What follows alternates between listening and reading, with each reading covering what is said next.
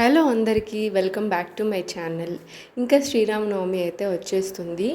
ఏం పెట్టినా పెట్టకపోయినా దేవుడికి తప్పకుండా గుడిలో అయినా ఇంట్లో అయినా పెట్టేది బెల్లం పానకం ఇంకా వడపప్పు. ఇవి ఎలా చేయాలి, అసలు ఎలా చేసుకోవాలో ఒక్కొక్కరు ఒక్కోలాగా చేస్తారు కదా. అసలైన పానకం ఎలా చేసుకోవాలో ఈ వీడియోలో అయితే చూసేద్దాము. ముందుగా అయితే నేను పెసరపప్పుని ఒక 5 నుంచి 6 టేబుల్ స్పూన్స్ వరకు అయితే నానబెట్టి ఉంచాను. ఒక హాఫ్ అన్ అవర్ వరకు నానబెడితే సరిపోతుంది. ఇప్పుడు మనం ఫస్ట్ అయితే బెల్లం పానకం రెడీ చేస్తున్నాము.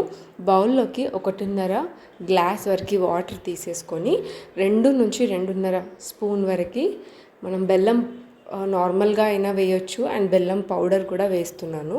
దీంట్లోకి హాఫ్ టేబుల్ స్పూన్ మిరియాల పొడి, 3 ఇలాచీ పౌడర్ అయినా చేయొచ్చు, క్రష్ చేయొచ్చు. నేనైతే క్రష్ చేసి వేసాను.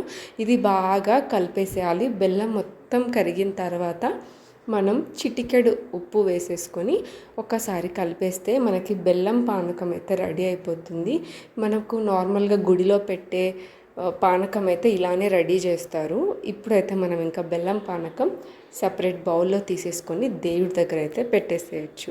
అండ్ ఇంతకు మీ సైడ్ శ్రీరామనవమికి ఏమేమి స్పెషల్స్ చేస్తారో నాకు కామెంట్స్లో చెప్పడం అస్సలు మర్చిపోకండి. మన సైడ్ అయితే ఇలా అయితే చేస్తారు, బెల్లం పానకం తప్పకుండా పెడతారు. నెక్స్ట్ వడపప్పు చేయడం అయితే మనం ముందు నానబెట్టిన పప్పు చూసారు కదా, డబుల్ క్వాంటిటీ అయిపోయింది. మనం ఈ వాటర్ని డ్రైన్ చేసి పెట్టేసేయడం అంతే. దీన్ని నేను సపరేట్ బౌల్లో తీసేసుకొని, వడపప్పు ఎప్పుడైనా సరే పైన బెల్లం పెట్టి దేవుడికి అయితే పెడతారు. ఇక్కడైతే మనకి 2 ప్రసాదాలు అయితే కంప్లీట్ అయిపోయాయి. చూసారు కదా, ఈ శ్రీరామనవమికి తప్పకుండా ఇలా చేసి దేవుడికి పెట్టేసేయండి. వీడియో నచ్చితే మాత్రం తప్పకుండా లైక్ చేసి, ఛానల్ ఫస్ట్ టైం చూస్తుంటే ప్లీజ్ సబ్స్క్రైబ్ చేసేసుకొని మీ ఫ్రెండ్స్ అండ్ ఫ్యామిలీకి షేర్ చేసేయండి. Thank you so much for watching. Bye bye.